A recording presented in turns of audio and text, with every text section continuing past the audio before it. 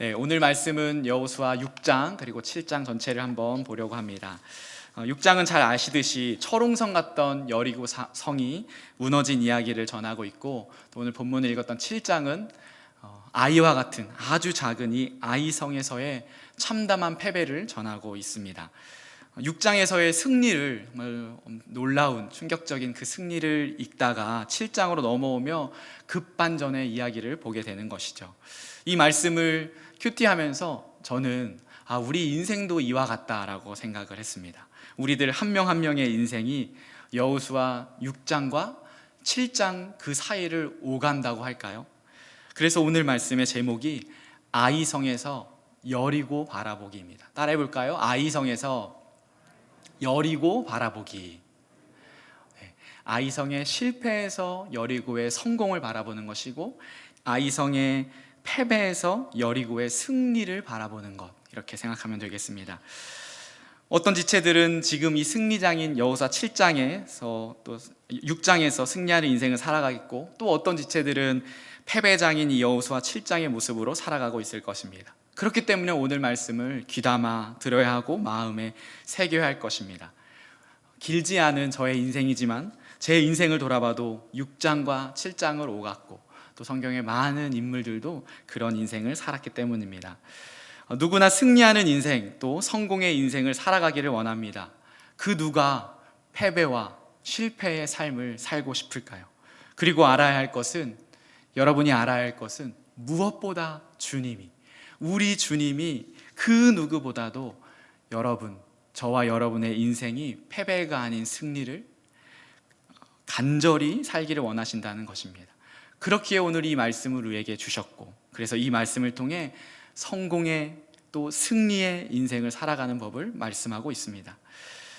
여러분, 누구든지 매번 승리하는 그 사람은 없습니다. 넘어질 때가 있지요. 그런데 다시 일어서기가 쉽지가 않습니다. 그렇기에 오늘 말씀을 들어야 합니다. 반대로 실패와 절망의 인생을 살아가는 사람도 또 생각해보면 매번 실패를 하기도 쉽지는 않습니다. 그런데 실패를 딛고 일어서려면 반드시 성공하는 방법, 승리의 방법을 알아야 합니다.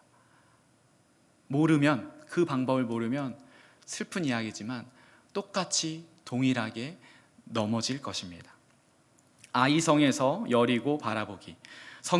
우리 성경의 저자이신 우리 하나님은 오늘 우리에게 무엇을 말씀하고 계실까요? 총 3가지인데요. 첫 번째로는 무릎 꿇기입니다. 같이 한번 읽어볼까요? 시작. 무릎 꿇기. 우리 7장 2절부터 아이성 백성들과의 전쟁 장면을 묘사하고 있는데 한번 읽어보겠습니다. 제가 읽습니다.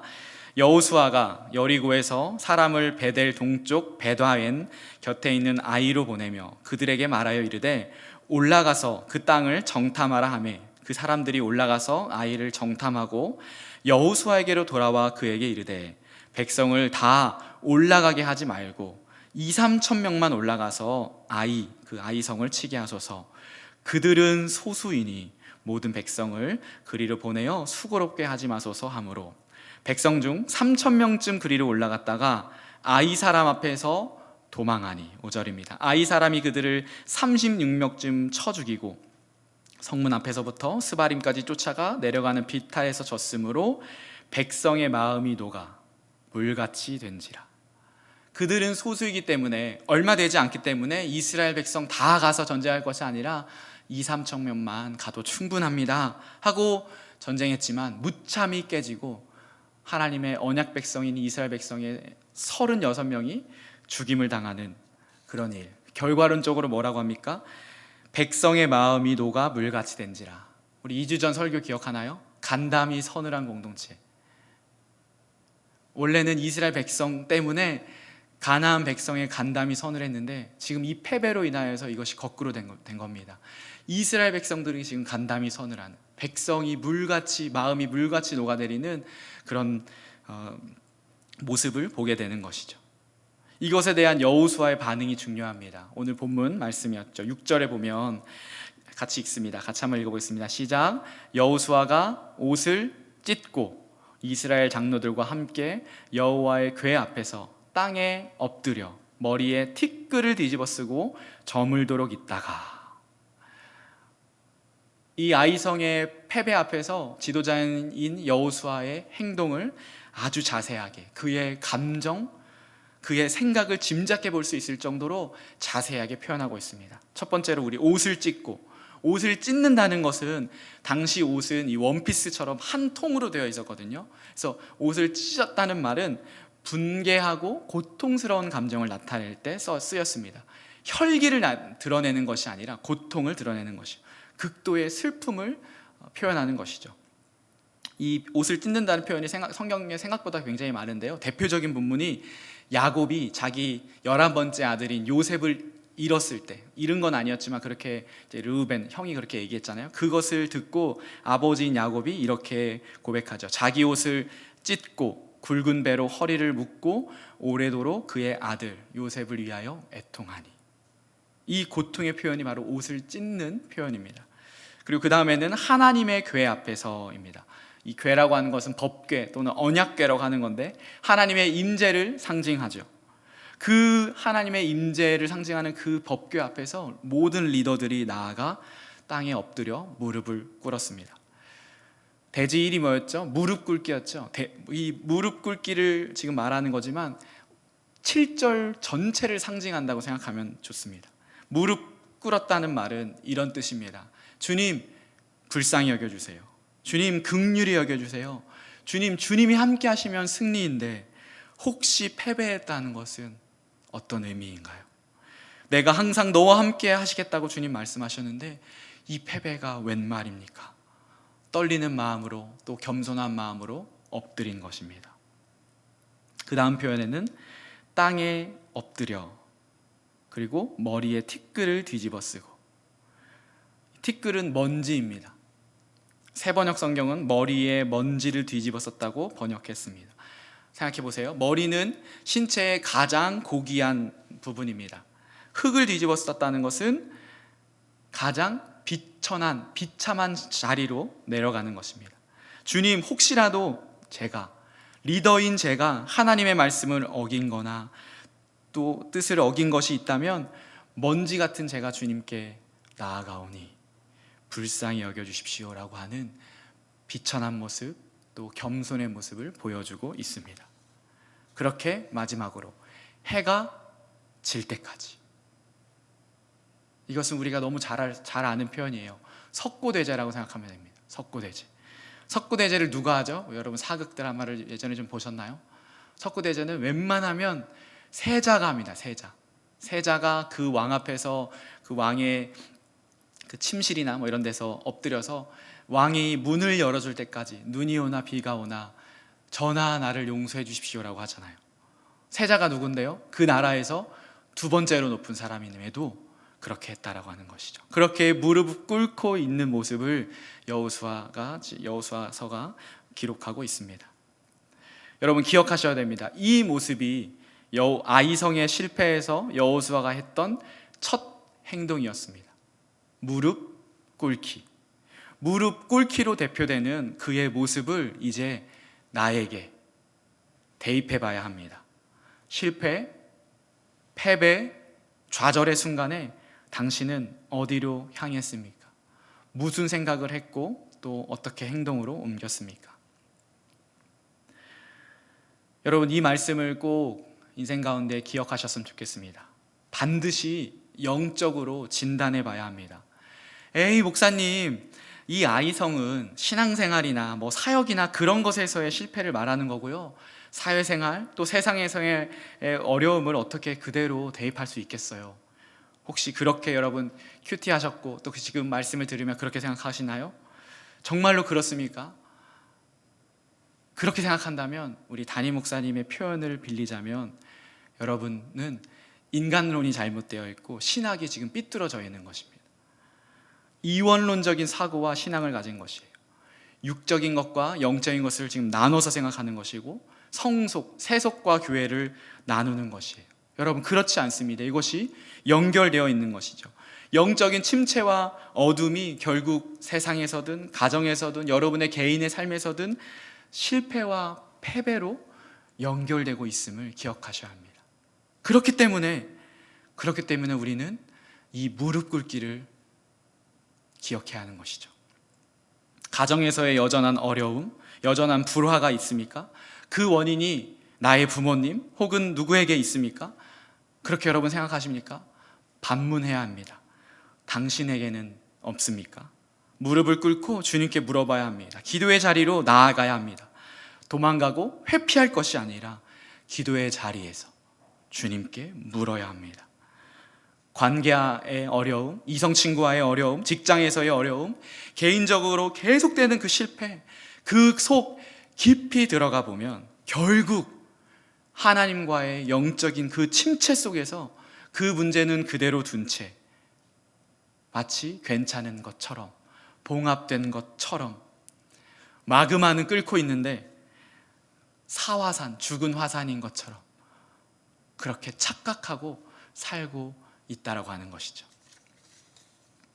왜 여호수아는 무릎을 꿇었습니까? 작전이 잘못된 것은 아닌가? 2~3천 명만 가서 그렇지 우리가 다 가면 아이성쯤은 우리가 무너뜨릴 수 있어, 이렇게 생각해 볼 수도 있지 않았을까요? 그런데 여호수아의 결정, 여호수아의 행동은 그것이 아니었다는 것, 그것이 영적으로 깨어있는 모습이라는 것을 우리는 알아야 합니다. 자, 이제 여호수아가 어떻게 하나님과 기도하는지, 어떻게 대화하는지 7절, 8절, 9절을 천천히 읽어보겠습니다. 이르되 슬프도소이다 주 여호와여, 어찌하여 이 백성을 인도하여 요단을 건너게 하시고 우리를 아모리 사람의 손에 넘겨 멸망시키려 하셨나이까? 우리가 요단 저쪽을 만족하게 여겨 거주하였다면 좋을 뻔하였나이다.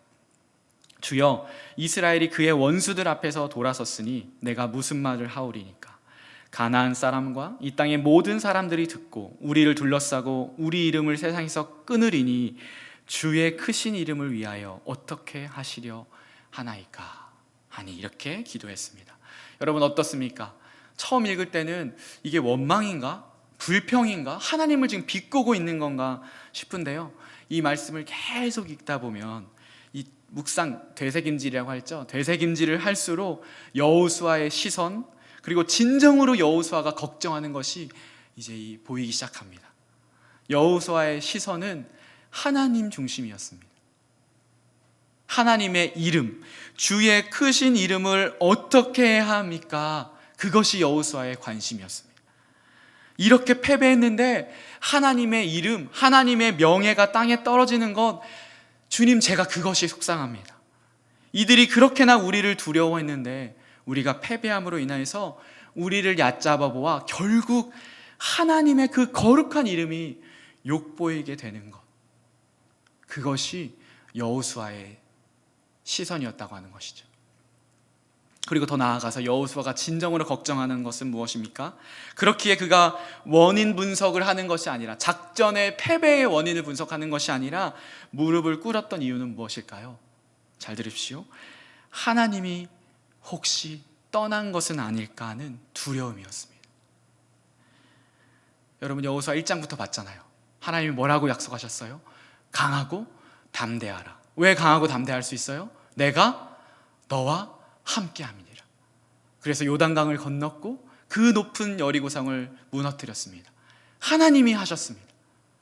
그런데 패배했다는 것은 무엇일까요? 하나님이 내 인생에서, 우리 백성 가운데서 떠나신 것은 아닐까 하고 하는 그 두려움이 가장 먼저 들었던 것이죠. 그렇기에 여호수아는 무릎을 꿇는 것입니다. 여러분의 인생에도 마찬가지입니다. 우리는 실패 앞에서 여리고의 성공을 바라보며 일어서기 위해서 제일 먼저 할 일이 무엇이다? 무릎 꿇기입니다. 하나님이 함께 하시면 3일 만에 요단을 건너고 7일 만에 여리고가 무너집니다.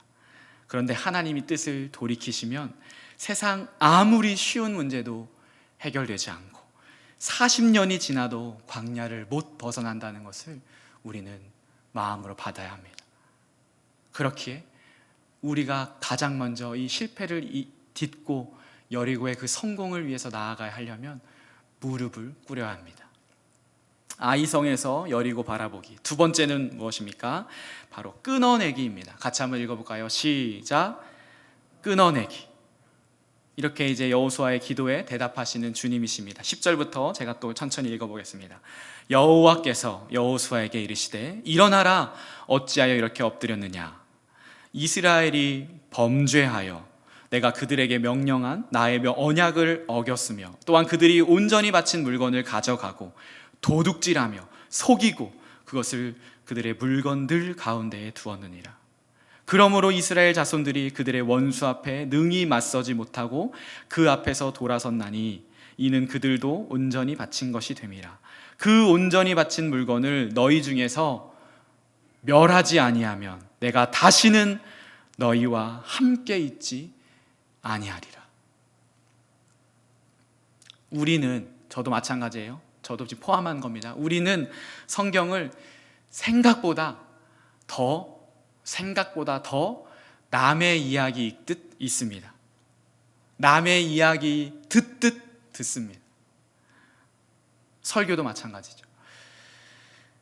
제가 저번 설교 때 퉁가 화산 이야기 했잖아요. 퉁가 화산이 저 남태평양에 있으니까 우리가 자연의 위대함, 경이함 이런 게 했지, 부산 앞에서, 아니 제주도 한라산만 해도 다시 터졌다. 어떨까요?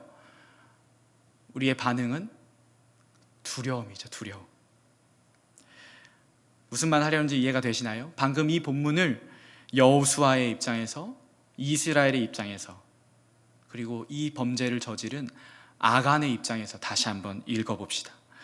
자, 11절 12절만 제가 다시 읽습니다. 이스라엘이 범죄하여, 띄워주세요. 11절 12절. 이스라엘이 범죄하여 내가 그들에게 명령한 나의 언약을 어겼으며 또한 그들이 온전히 바친 물건을 가져가고 도둑질하며 속이고 그것을 그들의 물건들 가운데 두었느니라. 그러므로 이스라엘 자손들이 그들의 원수 앞에 능히 맞서지 못하고 그 앞에서 돌아섰나니 이는 그들도 온전히 바친 것이 됨이라. 그 온전히 바친 물건을 너희 중에서 멸하지 아니하면, 같이 읽읍시다. 시작. 내가 다시는 너와 함께 있지 아니하리라. 얼마나 두려운 말씀입니까? 사실 대지 2번은 끊어내라가 아니라 전멸하라입니다. 세번역 성경은 전멸이라고 표현하고요, 영어 성경은 exterminate, 완전히 끊어내는, 완전히 다 부숴버리는 겁니다. 근데 왜 끊어내라 했냐면, 제가 말씀을 준비하다가 저도 두려워가지고 좀 약화시켰어요. 끊어내라고. 전멸하라는 그 말씀이 너무 두려워서. 무릎 꿇은 여호수아에게 주님이 말씀하신 겁니다. 끊어내라, 전멸하라. 16절 18절입니다. 이에 여호수아가 아침 일찍 일어나 이스라엘을 그의 지파대로 가까이 나오게 하였더니 유다 지파가 뽑혔고, 18절 삽디의 가족 각 남자를 가까이 나오게 하였더니 유다 지파 세라의 증손이요 삽디의 손자요 갈미의 아들인 아간이 뽑혔더라.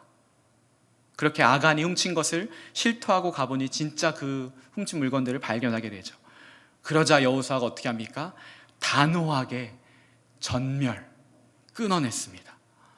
읽어내기 너무나 두려운 본문이지만 우리 한번 읽어봅시다. 24, 25, 26절. 여호수아가 이스라엘 모든 사람과 더불어 세라의 아들 아간을 잡고 그 은과 외투와 금덩이와 그의 아들과 딸과 그의 소와 나귀와 양들과 장막과 그에게 속한 모든 것을 이끌고 아골 골짜기로 가서 여호수아가 이르되 네가 어찌하여 우리를 괴롭게 하였느냐. 여호와께서 오늘 너를 괴롭게 하시리라 하니 온 이스라엘이 그를 돌로 치고 물건들도 돌로 치고 불사르고 그 위에 돌무더기를 크게 쌓았더니 오늘까지 있더라. 여호와께서 그의 맹렬한 진노를 그치시니 그러므로 그곳 이름은 오늘까지 아골 골짜기라 부르더라. 사랑하는 가야 청년부 여러분, 기도의 자리로 나아가면 주님이 말씀하십니다. 얘야, 끊어내라, 전멸시켜라. 그래야 내가 산다. 그래야 내가 함께 할 수 있어. 나는 거룩의 하나님이야. 스스로 거룩하게 해라, 성결하라. 주님이 말씀하는 것이죠. 여러분, 이 엄중한 말씀을, 그리고 두려운 말씀을 여러분에게 그리고 저에게 전하시고 계십니다. 끊어내십시오. 철저하게 끊어내십시오. 도려내십시오. 어떤 여지도 없이 도려내셔야 합니다. 아이성에서 여리고 바라보기 세 번째입니다. 첫 번째로는 무릎 꿇기, 두 번째로는 끊어내기, 세 번째로는 살아내기입니다. 같이 한번 읽을까요? 시작. 살아내기. 슬픈 소식과 기쁜 소식이 하나 있습니다. 여러분, 어떤 소식을 듣기를 바라세요? 어떤 소식부터 들으시겠어요? 네, 슬픈 소식부터 들으셔야 됩니다. 제가 원고에 슬픈 소식부터 적었거든요. 네. 왜? 슬픈 소식은 무엇이냐면 끊어내고 도려내도 전멸해도 계속 우리의 죄성이, 그 연약함을 빙자한 그 완악함과 강팍함이 말 그대로 새살 돋아나듯 돋아납니다. 이것이 슬픈 소식이에요. 제 지금 손을 만지작거리죠. 제가 여기에 곰팡이였나 바이러스인가 이 균이 여기 있는데 이게 기타 칠 때도 방해하고 해서 이것을 피부과 가서 끊어냈습니다. 정말 크게 나서 이거를 다 속을 다 파냈거든요. 근데 안 없어져요. 계속 새살이 올라옵니다. 기타들 잡을 때도 불편하고 손으로 이제 만져지기 시작했어요. 마치 이런 것입니다. 이것을 기가 막히게 사도 바울이 로마서 우리 7장에서 저번 수련회 때도 제가 얘기했는데 전했습니다. 7장 21절인데요. 한번 들어보세요. 그러므로 사도 바울의 고백입니다. 내가 한 법을 깨달았노니 곧 선을 행하기 원하는 나에게 악이 함께 있는 것이로다. 내 속사람으로는 하나님의 법을 즐거워하되 내 지체 속에서 한 다른 법이 내 마음의 법과 싸워 내 지체 속에 있는 죄의 법으로 나를 사로잡는 것을 보는도다. 그래서 7장 24절 오호라 곤고한 사람이로다. 오호라 세번역 성경 나는 비참한 사람이로다. 이 사망의 몸에서 누가 나를 건져내라 고백한 것이죠. 하지만 기쁜 소식이 있습니다. 그것이 로마서 8장이죠. 바로 성령장이라고 말하는 그 로마서 8장. 불가능 속에 가능. 나는 못하지만 성령님이 하신다. 우리 주님이, 내 안에 계신 주님이 하신다는 것, 그것이 바로 기쁜 소식입니다. 제자 훈련할 때 우리 기독교의 기본 진리 맨 마지막 책에 이렇게 나오죠. 나는 죽었다 깨어나도 윌리엄 셰익스피어의 그 희곡을 쓸 수 없습니다. 마찬가지로 나는 죽었다 깨어나도 예수님의 삶을 살 수 없습니다. 그러나 셰익스피어의 영혼이 내 안에 들어오면 나는 셰익스피어의 희곡을 쓸 수 있을 것입니다. 마찬가지로 예수의 영이 내 안에 계시면 나는 예수의 삶을 살 수 있습니다. 이것이 무엇이다? 기쁜 소식입니다. 그것을 지금 오늘 대지 설교에서는 살아내기라고 제가 표현한 것입니다. 살 수 있다보다는 훨씬 더 가능성이 높습니다. 가능성이 100%거든요. 살아내기. 살 수 있다는 뭔가 가능성이잖아요. 우리는 가능성이 아닙니다. 살아내기는 100%입니다. 성령님이 계시기 때문에 100% 살아낼 수 있습니다. 그런데 살아보자보다는 좀 더 비장합니다. 왜냐하면 쉽지 않기 때문에, 녹록치 않기 때문에 살아내기라고 표현하는 것이죠. 이 광야에서 매일 나를 죽이고 예수로 살아야 하기 때문에 살아내기, 살아내자인 것이죠. 여러분 여리고성을 어떻게 함락시켰나요? 또 8장에 보면 아이성도 다시 함락하잖아요. 어떻게 함락할 수 있었나요? 아주 간단합니다. 말씀대로 살아내 보니 함락되었습니다. 함락한 것도 아니에요. 하나님 다 하셨기 때문에 함락되었죠. 8장에 보면 아이성도 마찬가지입니다. 여호와께서 여호수아에게 이르시되 이렇게 기록하고요. 그리고 여호수아는 그대로 그 말씀대로 순종 살아내니까 아이성이 무너졌죠.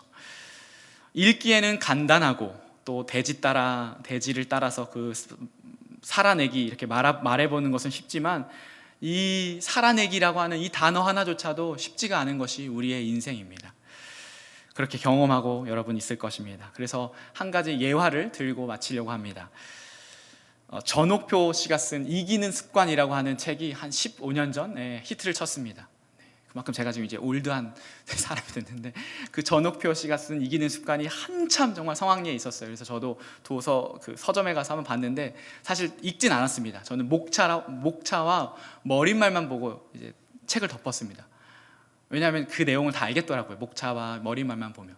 근데 그것을 제가 직접 경험했어요. 두 가지로 경험했는데, 첫 번째는 제가 이제 예전 사역, 전도사 사역할 때는 교회가 작아서 아이들을 말씀으로 가르칠 뿐만 아니라 이 과외도 시켰거든요. 막 수학도 가르치고 중고등학생들 막 그랬어요. 근데 어떤 한 아이가 중학교 때, 성적 얘기예요. 뭐 오해는 하지 마십시오. 성적에 반에서 한 중간 요쯤에 그 등수의 아이였는데, 제가 제 고향 강원도 원주는 비평준화거든요. 그래서 고등학교를 비평준화 고등학교로 진학을 하려면 시험을 쳐야 됩니다.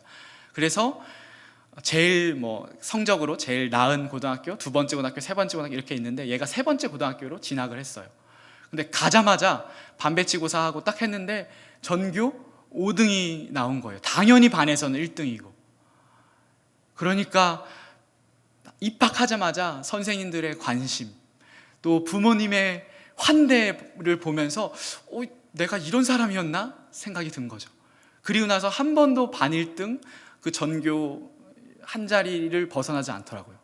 그리고 대학도 원래 그 중학교 때 자기보다 공부 잘했던 애들보다도 훨씬 더 성적으로 나은 학교까지 진학을 하게 되는 것을 봤어요. 이기는 습관. 한번 해보니까 나도 되네. 해보니까 어떻게 해요? 더 공부하게 되는 것이죠.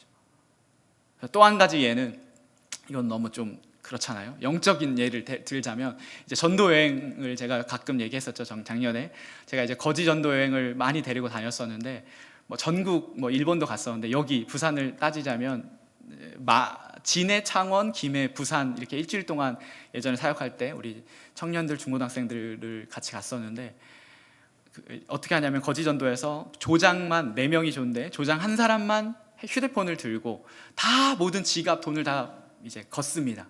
그 안전을 위해서 핸드폰 하나만 남겨놓고 4인 1조로 일주일 동안 계속 돌아다니면서 전도를 하는 것인데, 이 부산 하나만 있는 게 아니에요. 지역을 최소 3개에서 4개를 옮겨야 합니다. 그러려면 돈이 없으니까 히치하이킹을 해야겠죠. 그래서 가던 차를 멈추고 그 차를 얻어 타고, 식사도 못하니까 그분이 식사를 대접해주면 식사도 하고, 식당에 들어가서 정말 마태복음 10장 말씀처럼 내가 이 가정과 이 기업을 위해서, 이 식당을 위해서 축복할 테니까 우리에게 식사를 제공하십시오, 당당하게 얘기하고. 그래서 쫓겨남도 당하고 하지만 결과는 어떨까요?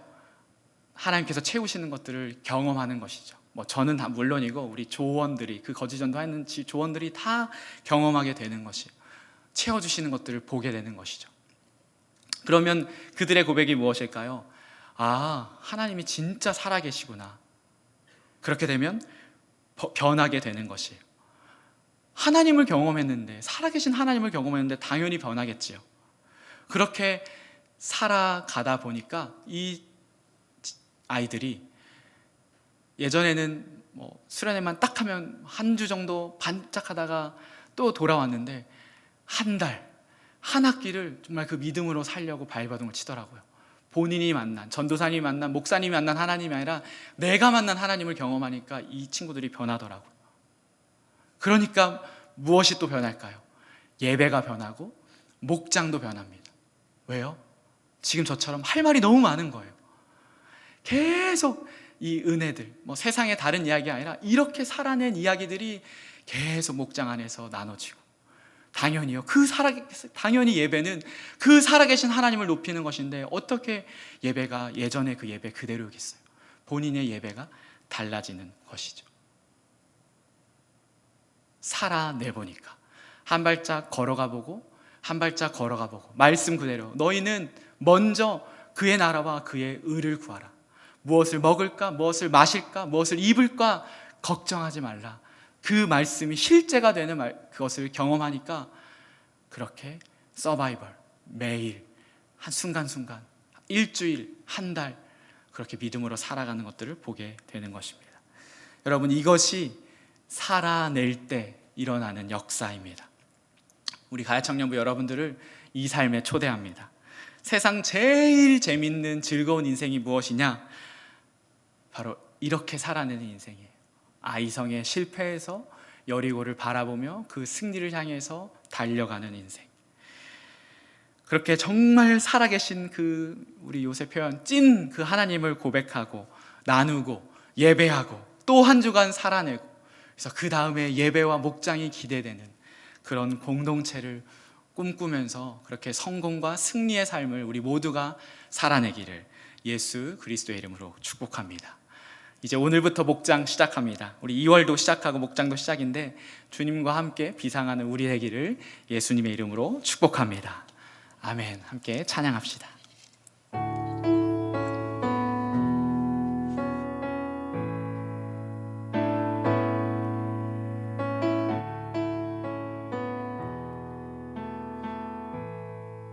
고백합니다. 주여 우린 연약합니다.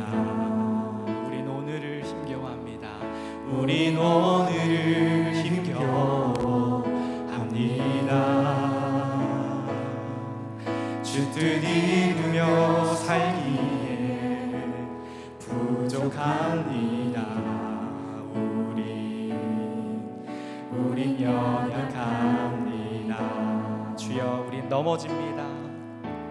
주여 우린 넘어집니다. 오늘 하루 또 실수합니다. 주의 긍휼을 구하는 죄인입니다. 주님 주만 바라봅니다. 한없는 주님의 은혜 온 세상 위에 넘칩니다. 가릴 수 없는 주 영광에 온 땅 위에 충만합니다.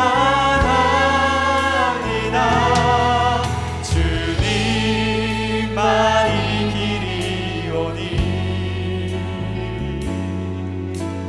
우린 그 길 따라갑니다. 그날의 우리 이루 고백합시다. 주는 완전합니다. 주는 완전합니다. 우리 처음부터 다시 고백합시다. 주여 우린 연약합니다. 주여 우린 연약합니다. 우린 오늘을 힘겨워합니다. 주 뜻 이루며 살기에 부족합니다. 우린 연약합니다. 고백합시다. 주여 우린 넘어집니다. 오늘 하루 또 실수합니다. 오늘 하루 또 실수합니다. 주의 긍휼 구하는 죄인입니다. 주의 긍휼을 구하는 그래서 우린 주만 바라봅니다. 주만 바라봅니다. 네, 한없는 주님의 은혜, 한없는 주님의 은혜 온 세상 위에 넘칩니다. 가릴 수 없는 주여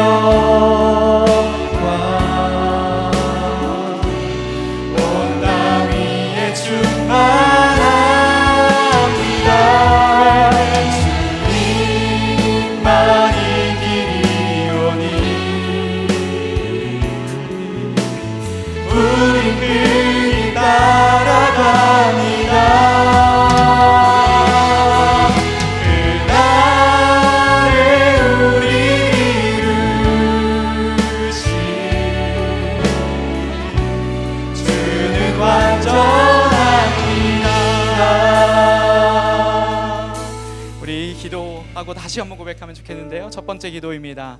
무릎 꿇기. 여러분, 실패의 자리에서 성공의 자리로, 패배의 자리에서 승리의 자리로 일어서기 위해서 성경은 먼저 무릎 꿇으라고 말씀합니다. 여호수아의 모습을 생각해 봅시다. 옷을 찢고 먼지를 뒤집어 쓰고 땅에 엎드려 해질 때까지 주님께 기도하는 모습. 당신에게도 지금 해야 할 것은 다른 무엇이 아닌 잠잠하게 기도의 자리로 나아가야 하는 것은 아닙니까? 내 당면한 어려움 그대로 주님께 나아가 주님께 물어봅시다. 가정, 관계, 직장, 학교, 개인의 문제, 그 무엇이든 영적으로 먼저 반드시 진단해야 함을 기억하고 우리 기도의 자리로 나아가면 좋겠습니다. 함께 기도합시다. 하나님, 그렇습니다. 하나님, 이 시간 말씀 가운데 하나님 순종하며 하나님 그 무엇보다 나의 그 실패와 나의 패배의 그 자리에서 다른 것이 아니라 하나님 주님의 그 문제, 주님의 그 기도의 자리로 나아가기를 원합니다. 하나님, 주님이 말씀하십니다. 먼저 하나님, 내 가정, 내 직장, 내 학교, 내 개인의 그 문제 가운데서 하나님 우리가 영적으로 하나님 어떤 것들이 하나님 놓치고 있는지, 어떤 것들이 침체되어 있는지, 어떤 것들이 하나님이 원하시지 않는 것인지 먼저 기도로 나아가는 우리 되길 소망합니다. 하나님, 우리 모든 이것을 마음에 새기고 다른 무엇보다 하나님 우리가 기도의 자리를 사모하며 기도하며 그렇게 나아가는 우리 되기를 소망합니다. 주님, 우리는 연약합니다. 우리는 넘어집니다. 하나님, 그렇기 때문에 주님을 바라봅니다. 하나님, 주님의 임재가 아니면 주님이 함께하지 않으며 주님이 도와주시지 않으면 우리가 하루도 살아갈 수 없는 존재입니다. 그런데 우리가 무엇을 다른 것을 바라봅니다. 하나님, 이 시간 주님의 임재를 구하며 하나님의 그 보좌 앞으로 나아가 기도하고 무릎 꿇고 하나님 겸손하게 죄를 뒤집어 쓰고 옷을 찢고 땅에 엎드려 해질 때까지 기도했던 그 여호수아의 기도를 기억하며 하나님 우리가 그렇게 나아가기 원합니다. 하나님, 내가 하나님 앞에서 그 말씀 앞에서 나의 모든 것들을 놓고 하나님 그렇게 나아갈 때 주님께서 말씀하십니다. 주님 그 말씀에 귀 기울이며 그 말씀 앞에 하나님 저희에게 소망합니다.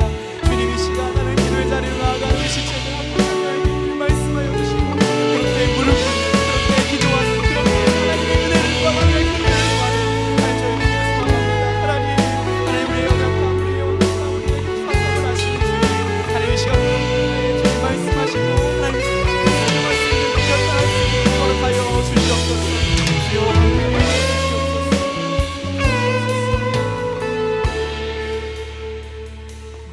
당신에게는 어떤 연약함이 있습니까?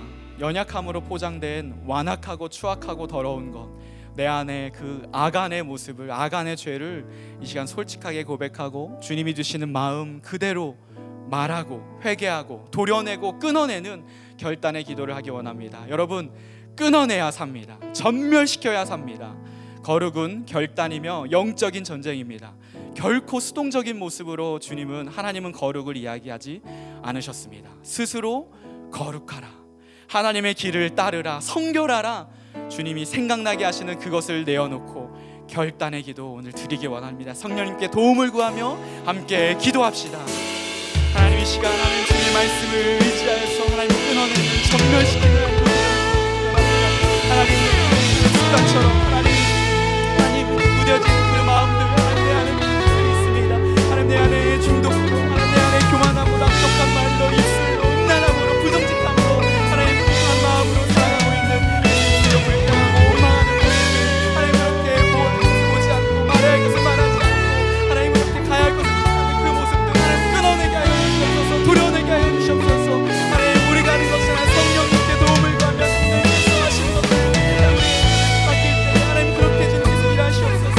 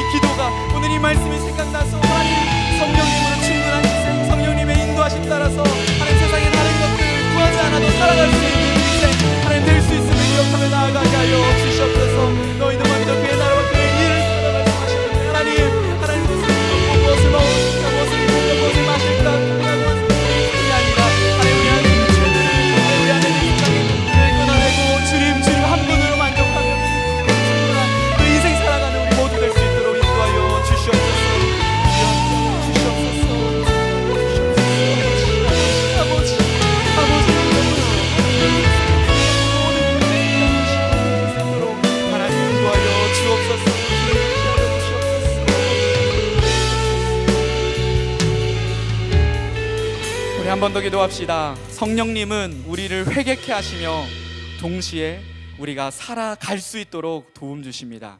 그렇기에 성령님을 의지해 살아내기 기도로 한 번 더 기도하면 좋겠습니다. 이기는 습관, 물에 발이 잠글 때에 그 믿음의 결단으로 한 걸음 나아갈 때, 내디딜 때, 살아갈 때 역사가 일어났습니다. 말씀에 순종하여 내가 화해의 손을 먼저 내밀고 용서의 말을 건네고 한 걸음을 뗄 때에 주님이 보여주시고 열어주실 것입니다. 주님 용기를 주십시오. 주님 평안을 주십시오. 주님 사랑을 주십시오. 우리 마지막으로 한 번 더 기도합시다. 주님 살아내기, 하나님 이 말씀으로 다시 한번 기도합니다. 하나님 성령님을 의지하여 기도합니다. 성령님 우리 가운데 있는 죄성을 하나님 책망케 하시는 그 성령님을 의지하여서 기도하였고 이제 성령 충만함으로 이제 어떻게 살아가야 할지 하나님 다시 한번 우리에게 하나님 말씀해 주시고 그것을 순종하며 결단하는 우리 되기를 소망합니다. 성령님을 의지해 하나님 살아내기를 소망합니다. 이기는 습관, 물에 발이 잠글 때 그 믿음의 결단, 그 한 걸음 그 통하여서 하나님 역사가 일어났습니다. 하나님 말씀에 순종하여서 하나님 나아갈 때 하나님 놀라운 기적들이 일어났습니다. 하나님 함께 하시면 그 요단강도 3일 만에 건널 수 있고 하나님 그 높은 여리공도 무너집니다. 하나님 그렇기에 하나님 우리가 성령님과 함께 살아갈 수 있습니다. 내가 먼저 손을 내밀고 내가 먼저 용서하고 내가 먼저 사랑해 하나님 그 모습을 보일 때에 내가 먼저 하나님 가운데서 화평케 하는 자로 살아갈 때에 주님 우리에게 힘주셔서 우리를 통하여서 우리 지체를 통하여서 그곳에 하나님 나라 하여주셔서 직장과 하나님 개인의 가정과 모든 문제 가운데서 성령님께서 일하시는 것을 보게 하여 주시옵소서. 하나님 그렇게 우리 가운데 역사하여 주시옵소서. 우리 계속해서 찬양합니다. 주여 함께 하여 주시옵소서.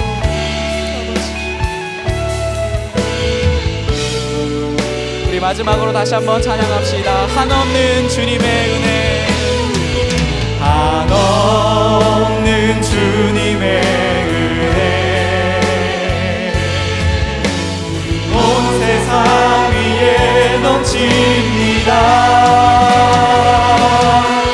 가릴 수 없는 주여, 온 땅 위에 충만합니다.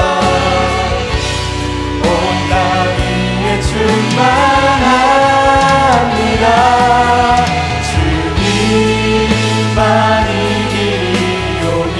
우린 그 길 따라갑니다. 우린 그 길 따라갑니다. 그날에 우리는 선포합니다. 주는 완전합니다.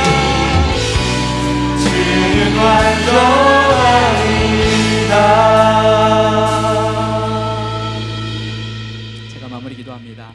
하나님 아버지 감사합니다. 아이성의 실패에서 여리고를 바라보는 우리 되기를 소망합니다.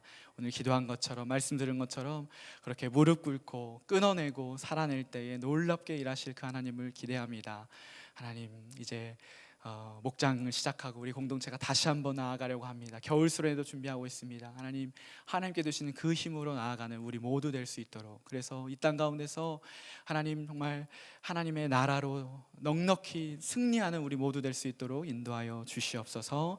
이제는 주 예수 그리스도의 은혜와 하나님의 사랑과 성령의 교통 교제하심이 그 실패 가운데서 좌절하는 인생이 아니라 다시 한번 하나님이 함께 하시는 그 성공을 바라보며 나아가는 우리 가야 청년부 결단하는 모든 지체들 머리 위에 이제로부터 영원히 함께 하시기를 주 예수 그리스도의 이름으로 축복 기도합니다.